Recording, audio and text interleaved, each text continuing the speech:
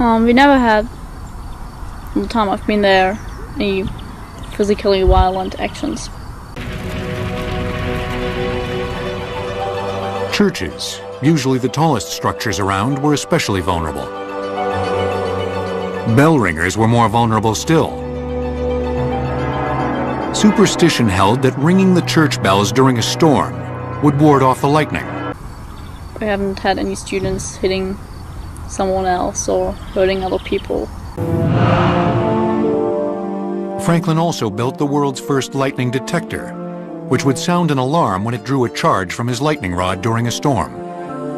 As each bell is... And also because it's a really small school, everyone knows everyone else and everyone knows what everyone else is doing. So there's sort of not much that people don't know about. We're always very aware of problems or conflicts people might have, and all very aware of special situations and attentive to those situations, and everyone tries to smooth things out. Is that it said we could have some control over our environment. That lightning wasn't just God's anger and storms weren't the wrath of the devils or the gods or whatever. And a political triumph. Franklin's breakthrough made him a folk hero in France, where it paved the way for his critical work securing support for the American Revolution. But the relationship between Franklin's science and his politics... If something's not going so well, and it does work quite okay. ...was deeper still. The French said of him, he snatched lightning from the sky and the scepter from tyrants. Science, and particularly someone like Franklin, who was a symbol for this, became a kind of a template for political and social ambitions. In other words, if the empiricism and reason of science can deliver us these kind of things, like the lightning rod, what would happen if we applied it to the way society was organized? Franklin's wildly inventive mind wasn't content with one area of study. And electrical fire wasn't the only type of fire to fascinate him. He would spend half his life improving ways to heat people's homes. If it's just verbal, and people can be very angry, and we'll just let them be angry and yell at each other. Yeah. But the minute that somebody actually goes to commit violence against someone else in anger, then they get separated, and those are very, we take those complaints very seriously. We have people are running around, playing tag, playing sports, throwing around frisbee, swinging. I mean, when it's sunny and it's nice outside, you see people running around, and when it's raining outside and there's snow on the ground, we still play basketball at school.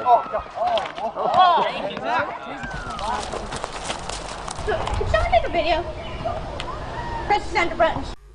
Is there any violence at your school? None at all. That's not true.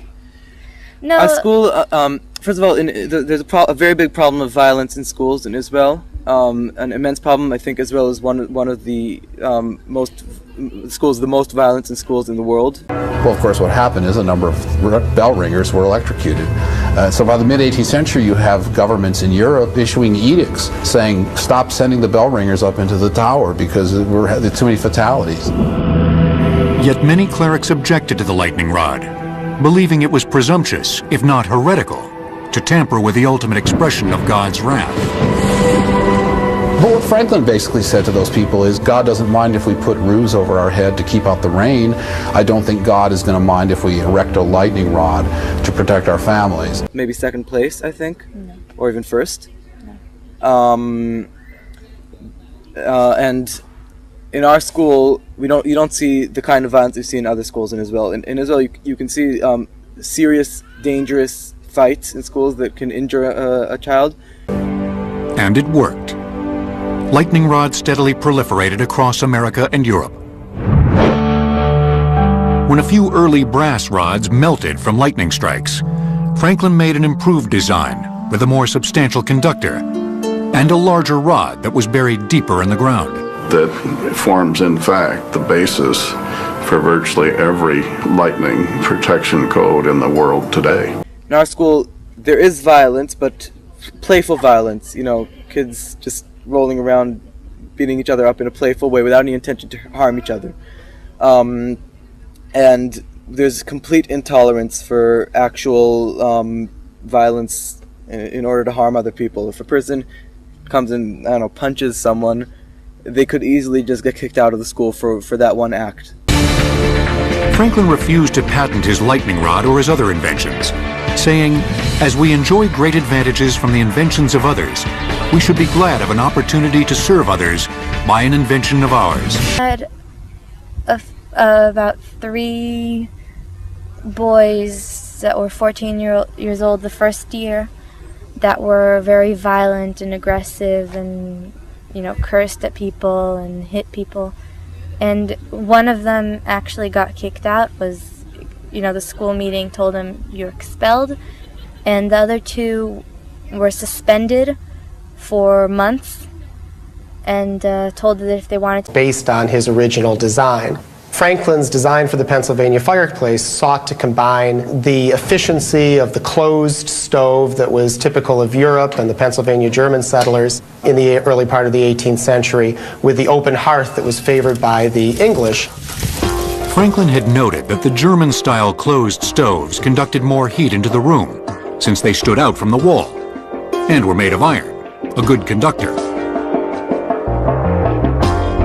But Franklin's hybrid fireplace does much more than combine an iron stove with an open hearth. Its first major innovation is called the airbox, a baffled chamber sitting just behind the fire. An opening at the bottom of the airbox brings in cool, but not cold, air from the basement or room. This smoke-free air is heated by the fire, rises through holes at the top of the stove, and is pushed into the room. Franklin's fireplace is also designed to squeeze as much heating potential as possible from wood before it escapes in the form of smoke. Franklin was very... Yes, we need teachers for certain things. I called in 26 children. They all came in there. I told them, look, there's some really difficult stuff on this computer. I wouldn't be surprised if you didn't understand anything. It's all in English, and I'm going. Fireplace worked to his great satisfaction, but when put into the marketplace in 1741, it flopped. What probably happened, those few people who actually acquired an original Franklin, Pennsylvania fireplace design, is that the smoke backed up into the room. And so his initial design failed. He didn't sell many of the stoves. Franklin later found ways to improve the air siphon and keep smoke out of the room. But the design was still too tricky for a successful consumer product.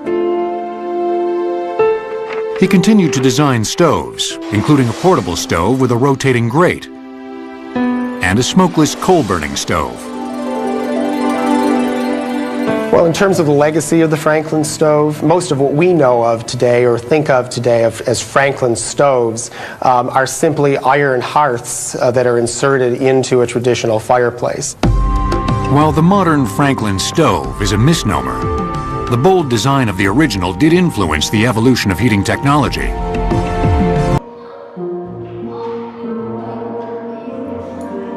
I think in terms of us working with the Montessori community, that was quite a cultural clash, just because our needs as a school and the needs of our pupil cohort and our parents and carers were so different from that of the rest of the Montessori community.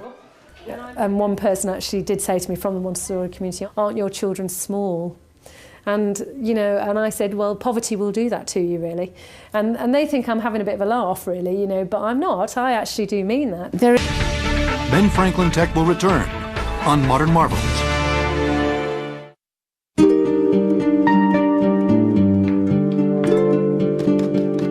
In his long life, Benjamin Franklin became the most successful printer, author, and publisher in the New World. A key contributor to America's founding documents. One of history's most successful diplomats. And one of the 18th century's greatest scientists. And yet his most enduring interest, spanning 6 decades, was how to build a technologically superior fireplace. The obsession began in 1739, when not operating his printing empire or... You know, they were having some trouble with the school they were in. They came to Sudbury Valley for a while. a year later or 2 years later. There is a class element to it, but I think that's the Englishness of it, and that's probably not apparent in other places. It's a class element here because it's been associated with, you know, the leafy suburbs and the middle classes, and overall with sort of white, affluent families. And through no fault of their own, the Montessori teachers and trainers are from that group and hadn't previously worked with children like the Gorton children. It's good school. We love our school. Our school's the best place. Why? Well, I personally like, you know, I still like being at home. You know, I'm not like, yeah, I'm going to school every morning. Like I am. Yeah, she is like that, and many kids are in the school. But it's not because I think the school is a bad place or anything. It's just that I like being at home. But I know that there isn't a single place in the world that would be better for me to go to as a school. There isn't any other school that I would rather go to, except for some other Sudbury model schools, which I wouldn't really like to go to as much because this is a school that I helped put together myself. Did you like your time at Sudbury Valley School? Yes, I loved it. It was wonderful.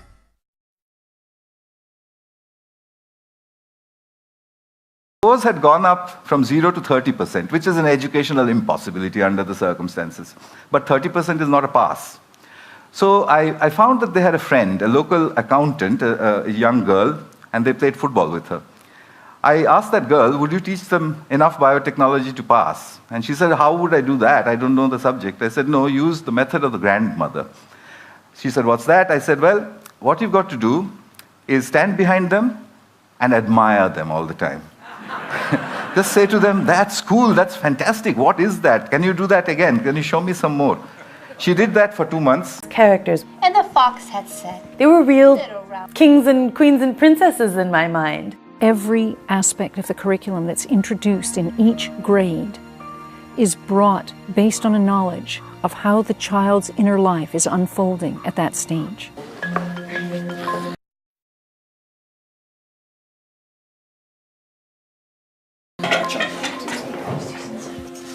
This pairing of introducing the world with the developmental capacity means is the child is never overwhelmed, but always stretched.